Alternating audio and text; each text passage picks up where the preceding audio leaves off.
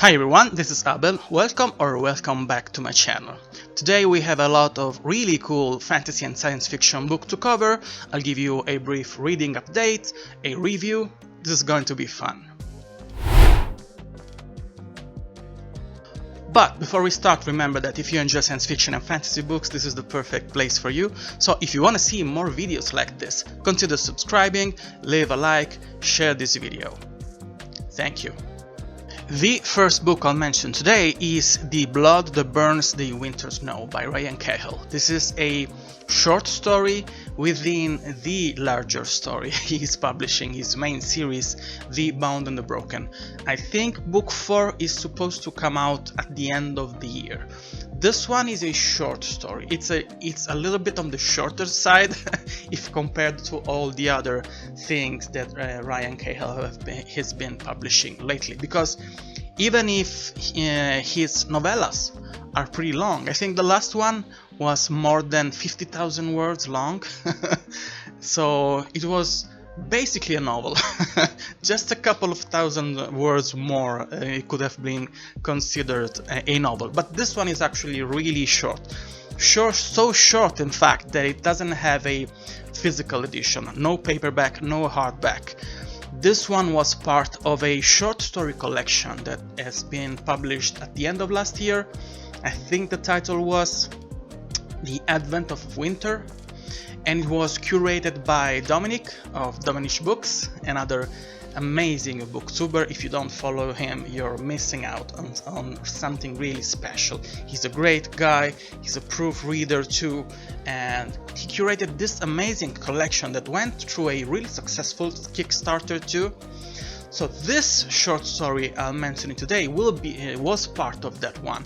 The right for that, for the publication on that short story collection ended, so now Ryan decided to publish this one as an ebook, only as an ebook.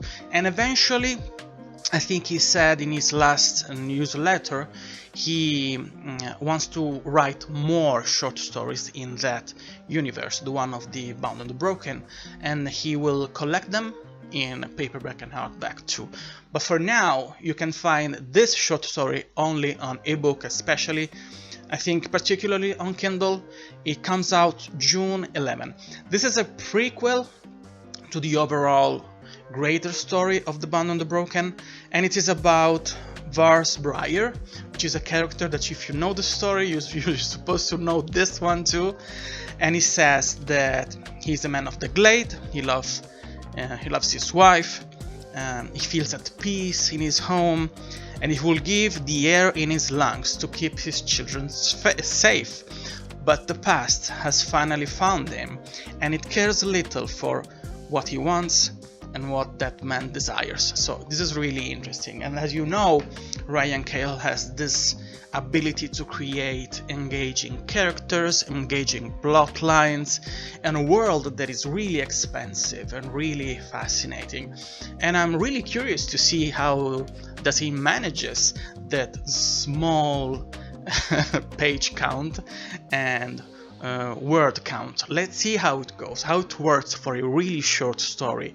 And I'm really curious to see how he develops backstories for other characters that are not exactly protagonists of that series. So let's see how it goes. I'm really curious. I'll let you know as soon as possible. Author Angela Boord is releasing a new book in her series The Etherean Empire. Book 2 is titled Fool's Promise, and I know that in this series there's 2 main novels and a couple of short stories, or maybe a novella and a short story. I have to document myself better. But I love the cover for book 2. And given the fact that I still haven't read book 1 and the author was really generously offering to anybody a review copy for that book, I was like, yeah, the cover is cool, the synopsis sounds really interesting, but you know, I can read it without reading book 1, so and I was working my fingers like that, you know, I might be interested to that, and she was kind enough to understand that I wanted to read book 1, so I have been lucky enough to get a review copy for book 1, which is titled Fortune's Fall. So this is a revenge story in a fantasy setting for a protagonist that was part of the nobility of this setting, and somehow she became an outcast, and because her love interest, the man he loved, was murdered, and in a way she's trying to find revenge for that and probably get back to her previous position and status within the nobility of that world. So I like the fact that the synopsis is really short and lets you understand that this is a character-driven story. This is all about her, the protagonist, her internal struggle, the way she tries to cope with her losses and tries to navigate her new status, and maybe to understand and try to understand how to live a really different life in a different setting, in a completely different situation. So she's probably there to use and acquire new skills and at the same time grow as a person. So that's really engaging for me, because you know how easily I get attached to characters that I like, and when I get attached, when that kind of attachment clicks on the right place and goes on and grows, I'm really happy. I'm a happy man. So let's see as it goes. It has very good reviews and a really high count, almost 5 stars all in all, on Goodreads and on Amazon too. So I'm happy about it. I'm really eager to see how it goes, and I'll give you a review as soon as possible. And then I will check out really soon They Came from the Trees. This is the first book in a series that is called The Merge. And it sounds post-apocalyptic, sounds a little bit sci-fi, because it is about a group of young guys that live in a place that is surrounded by woods, and somehow one day animals from the woods starts to behave in a strange way, like they have been controlled by someone else. Someone is mind controlling those animals, and those animals they begin to attack people that lives in that small place, wreaking havoc all around, causing destruction. And the protagonist must decide if he wants to surrender, because that higher mind that is controlling animals somehow wants to mind control people too. And there will happen something that will let you understand that he can decide if he wants to join that force or do something to oppose this invasion. It sounds really creepy and really fun and really cool and really interesting for me too. This is a YA, but I don't read a lot of YA anymore, of course, because I'm not the target audience, but I have nothing against YA literature, and a couple of my favorite books of all time are actually YA books, so I'm really happy and really hoping to find something really interesting for this. I got to this book, which has been its back catalog by today, because it's been published in 2019, because there are 3 major books in the series and a short story that it's been published, that will be published pretty soon. So all the covers look really cool to me. They have this really action-packed and eerie atmosphere with, oddly enough, with really vibrant colors. So kudos to whoever did those covers. And yeah, I'm gonna give it a try. I will let you know really soon. I have an e-arc for Dragonsbane by author Brady and Hunsaker. I have read the first book in his Ring Dweller series a couple of years ago. It was really fun and really good. It was actually one of my favorite books of that year. But I still haven't read the rest of the series. You know how bad I am in being consistent and trying to finish series in a respectable amount of time, but that will change these years, and you'll see it in a bit that it is changing. I'm getting better. I'm behaving. I'm learning to behave. Okay, but this one is a little bit different. The other one, the Ring Dweller series, was high fantasy, a little bit of epic fantasy too. with a romance subplot too. It was really interesting, really well done. This one looks like portal fantasy and urban fantasy too, because it sounds like it has a contemporary setting and universities and people studying dragon blood, and they use that dragon blood to acquire new and incredible abilities.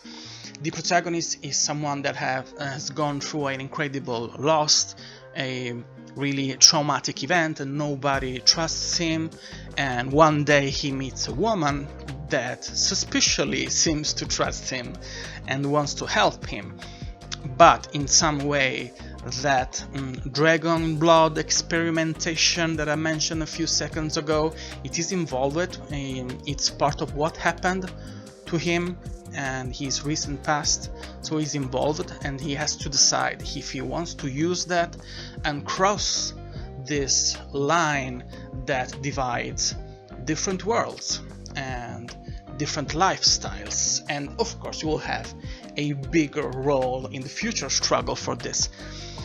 I really like the concept, portal fantasy, urban fantasy and dragon blood.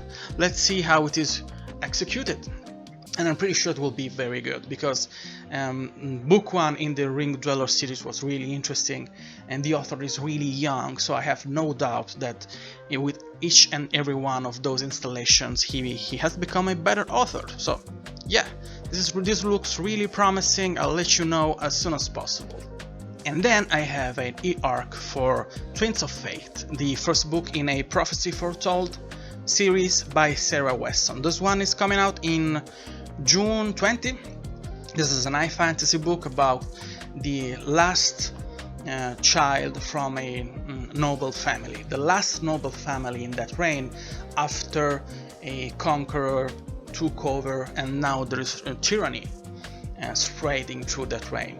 So those twins, they have been kept hidden and they have been separated and living really different lives. One of those has a really simple, really frugal life, and the other one has lived in a completely different situation.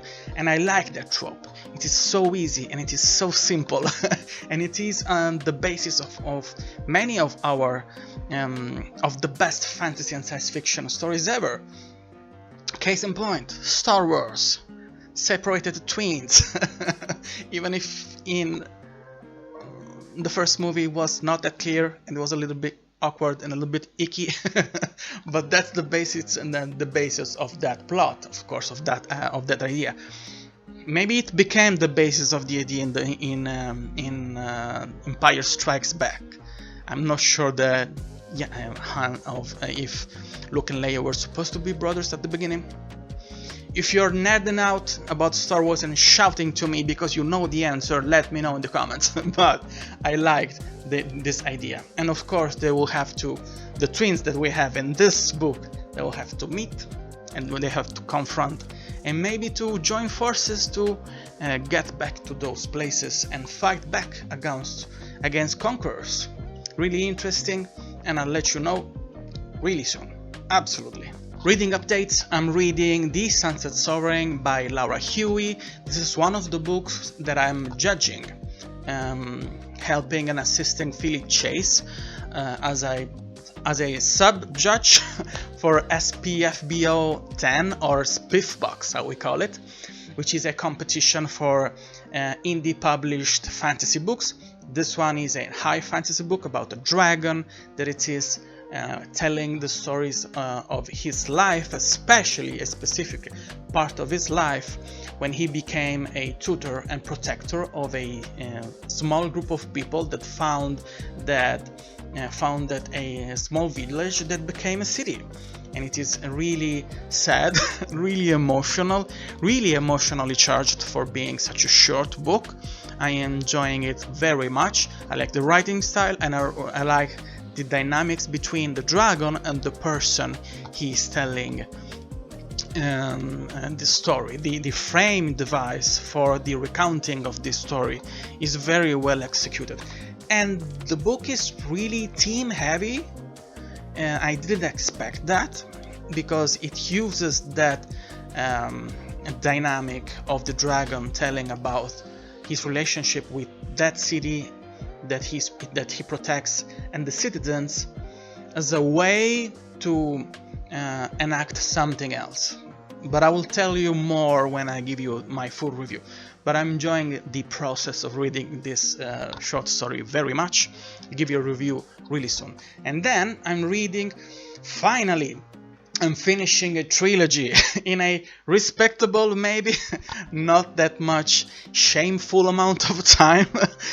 Well, actually, it took me several years to finish this series, but there will be less of a gap between book 2 and 3 compared to the amount of time that took me to read book 2 after several years from book 1.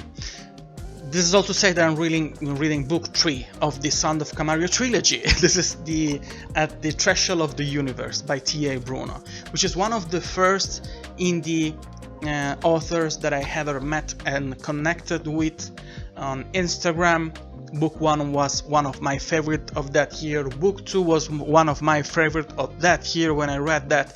And At the Threshold of the Universe already reads like as a better book overall compared to book 2 and book 1, which were very good as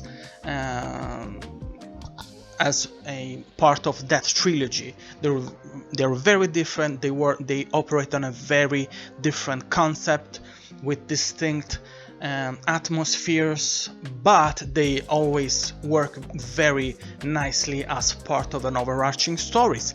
This one is closer to on the timeline to book 2, because there is a huge gap between book 1 and 2.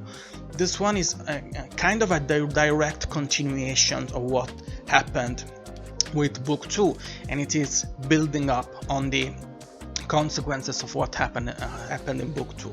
So, and it already has the atmospheres of an end game, and we know there is this weight on the story, because now we have to deal with everything that happens in those previous 2 books, and we are facing the final confrontation.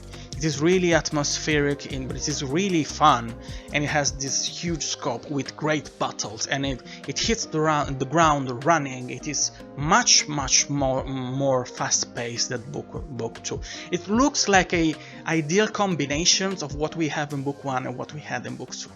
So kudos to T.A. Bruno for doing an excellent job, and I'll give you a review probably in the next video too. So stay tuned for that. And I finally finished An Emperor's Gamble, book 3 in the Legend of Tal series by J.D.L. Rosell. You know it, I've been gushing about this series for years now, and I'm really happy I got to finish book 3, and I'm really happy that the conclusion of this great arc of this quartet is closer now, because the universe is expanding, and Josiah Rosell decided to use the general setting for this series as a basis to write more stories. And there is a novella out that is set after the end of this quartet, and he's already 200,000 words in with the first book in the new series, that it is a sequel series to this one. And I don't know if you can start that one and read that one without reading this one.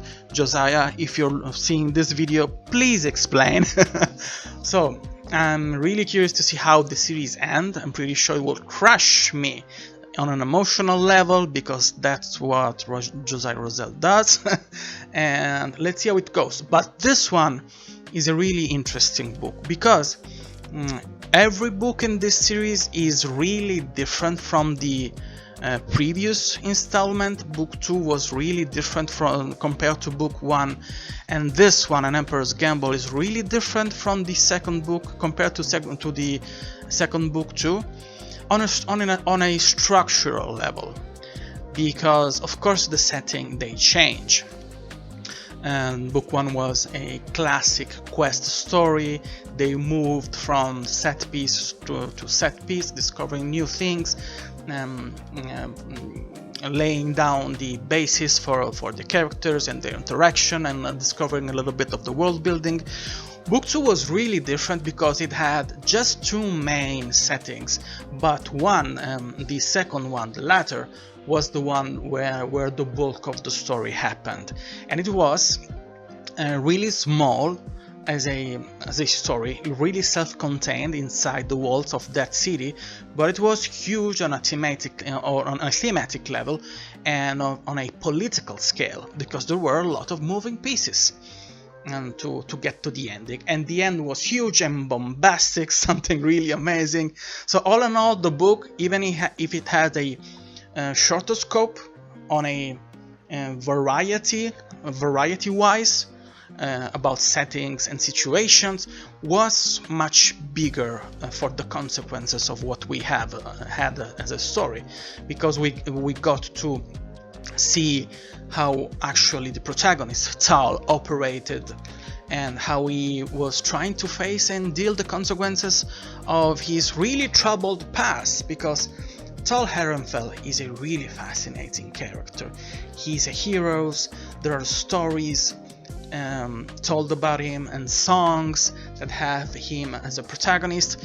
Not of all those stories and songs are truth, but they're all really fascinating, and they build up on his shoulder, and their weight on his shoulder, pressing on his conscience too. So it's a really complex character, that it is good-hearted, but he did some really hideous things, and not always really understanding what was going on, because he was manipulated multiple times. And this is not just to take away responsibility from his shoulder, because he fully takes for responsibilities for his actions, and that's really fascinating for me too, because he's not a cookie cutter character. He's not a cardboard character. He's really complex. He always has this smug grin on his face, a really punchable face of someone that tries to cope with the burden of what happened in his life, having this smug attitude. They call him Pearl Tongue, because he's really good with words. So that's infinitely and endlessly fascinating for me. In this one, I cannot tell you much more about this, the synopsis, of course, if you haven't read the rest of the series, and maybe we'll have a spoiler discussion with Jose Rosell. You're officially invited on my channel to discuss about the series when I finish it. And it has a different structure, because for the bulk of the story, he is separated from the rest of the cast. He goes on a journey by himself, and it is a journey of self-acceptance, because he is finally forced to really deal with the consequences of his action, not only on a moral ground, but on a physical ground, because there's something wrong with him. Something is literally chewing him inside, and he's risking his life every day to accomplish a specific goal. And the rest of the group is chasing after him. They don't know if he survived. They don't know what happened to him, and it is really heartbreaking at a certain point to understand how easily he could disappear in a moment and leave a huge gap in everyone else's life for the rest of the cast. And then we have a side characters that walks that journey at moment with Tal Herrenfell, a really mysterious one, another one that it is really mischievous and really good with words too, that in a way acts as a foil to Tal Herrenfell, because in that one is someone that you immediately sense there is something going on, something wrong going on, but you cannot put your fingers specifically on what. And there is a really interesting payoff at the end of the book. Not at the end, let's see, at the beginning of the third act, to understand what's going on. And then, as all those books, they all work in the same way, and it is a good thing. When the cast rejoin, when everyone has to finally have the chance to talk about what happened in book 2, it's crazy. It's pure chaos because everyone has been scarred and has a burden and has past the trauma, and everyone has to fight. So they're all each other at that throat, trying to develop and to understand what happens and to decide that if they have to work together or if they have to separate once and for all. And then we have the big ending. I will say that the ending is not as powerful as the one of book 2, because it is really difficult to top that one because it was that huge and that dramatic and that heartbreaking. But this works better on a thematic level because, as I told you, this is a journey of self-acceptance, and I like the fact that Josiah Rosell used this personal journey, the internal struggle of Tal, as a conduit to tell us more about the world building. This is a book, you know, when we have long series, more than 3 books, it usually gives you hint about the creation myth of every series, when they finally tell us who created the world, who's the bad guy, who's the god. And we had some kind of explanations in book 1 and 2, but in this one we have much more of that, and we have contrasting ideas and conflicting explanation. It gets a little bit confusing at times, but it is huge and really interesting and really fascinating because we see that a couple of characters in the main cast, they have a huge